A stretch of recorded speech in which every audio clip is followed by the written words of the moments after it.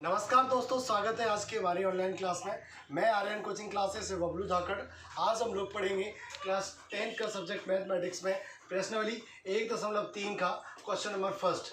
Generally आप लोगों को पता होगा ये इंपॉर्टेंट क्वेश्चन है। एमपी बोर्ड में खासकर ये 4-5 नंबर का पूछा जाता है और बच्चों को इसमें दिक्कत भी जाती है, क्योंकि बच्चों ने क्लास 9th में पहले परिमेय संख्याएँ पढ़ी थी और अपरिमेय संख्याओं के बारे में जाना था। तो हम लोग यहाँ पर अपरिमेय संख्या क्या होती हैं, उनको कैसे प्रूव करते हैं, ये देखेंगे। तो पहला क्वेश्चन है हमारा, वो क्वेश्चन क्या है कि सिद्ध कीजिए कि √5 एक अपरिमेय संख्या है। तो हम लोग ये कैसे प्रूव करेंगे, इसके लिए एक विधि का प्रयोग करेंगे जिसको बोलते हैं अपन विरोधोक्ति विधि या फिर कॉन्ट्रडिक्शन मेथड। तो इस मेथड के जरिए हम लोग इसको सॉल्व करेंगे। तो हम लोग इस मेथड के लिए हम लोग क्या करते हैं कि जो हमको दिया रहता है उसके विपरीत हम लोग मानते हैं। तो हम लोग इसमें मान लेते हैं कि माना √5 एक परिमेय संख्या है।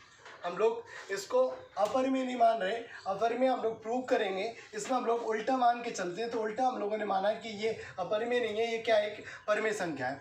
तो परिमेय संख्या क्या होती है, हम लोग जानते हैं कि वह संख्या है जिसको हम लोग p/q के फॉर्म में यानी p/q के फॉर्म में हम लोग लिख सकें और जहाँ पर q बराबर क्या ना हो, 0 ना हो। तो यहाँ पर हम लोग ये कहेंगे कि √5 अगर एक परिमेय संख्या है तो ये p/q के फॉर्म में लिखी जा सकती है, यानी p/q के फॉर्म में हम लिख सकते हैं जहाँ पर q बराबर क्या नहीं हो, 0। एक और कंडीशन भी इसमें होना चाहिए कि p और q जो है वो एक पूर्णांक होने चाहिए। वो क्या होने चाहिए, एक पूर्णांक इंटीजर्स होने चाहिए और जहाँ पर p और q का कोई एक उभयनिष्ठ गुणनखंड नहीं होना चाहिए। तो तभी वो आप लोगों की परिमेय संख्या कहलाएगी। तो यहाँ पर स्पष्ट कहा है कि p और q में एक के अतिरिक्त कोई उभयनिष्ठ गुणनखंड नहीं है। तो हम लोग इसको आगे सॉल्व करते हैं। q को मैंने इधर पलटा तो इधर हो गया q √5 और इक्वल टू में p हो गया।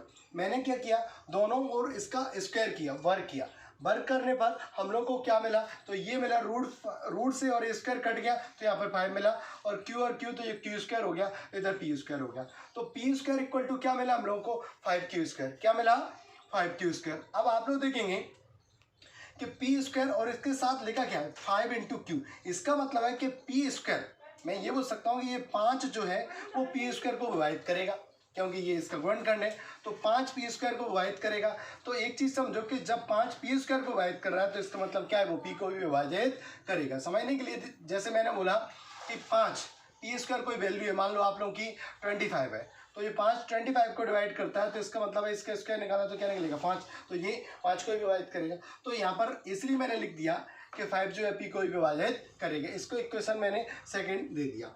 अब हम क्या मान के चले कि p² बराबर 5k है। k यहाँ पर कोई सा भी पूर्णांक होगा, कोई सा भी नंबर हो सकता है, क्योंकि 5 से विभाजित हो रहा है तो 5 तो इसके साथ होगा, 5 का गुणनखंड बनेगा। तो हम लोगों ने देखा, मान लिया कि k इसका एक क्या है, पूर्णांक है। तो समीकरण हम लोग देखते हैं 1 से। तो समीकरण 1 ये था हमारा कि 5q² इक्वल टू p²।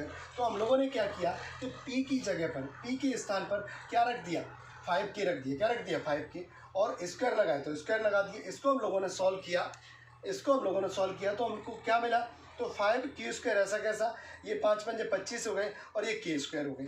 अब आप लोग देखेंगे कि मैं 5 का भाग 25 में दूं तो कितनी बार जाएगा, 5 बार जाएगा।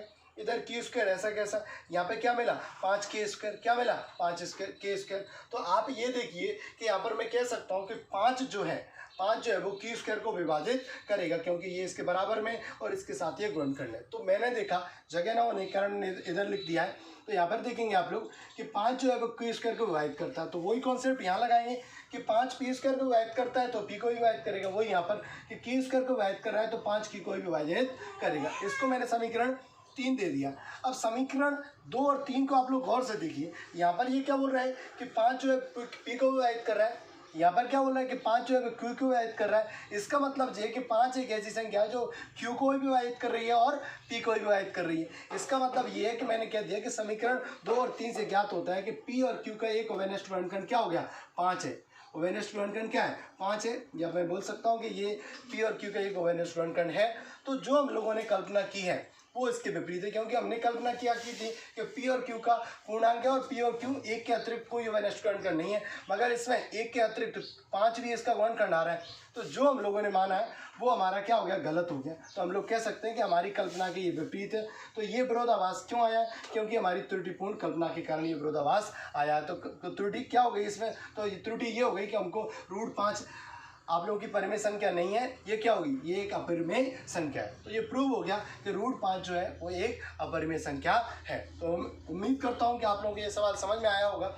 इसको अच्छे से आप लोग देख लीजिए, इसका स्क्रीनशॉट ले लीजिए, जिससे आप लोगों को समझने में आसानी हो जाए। तो आप लोग इसका स्क्रीनशॉट ले लो। अगला सवाल हम लोग इसके बाद पढ़ेंगे। बंद कर।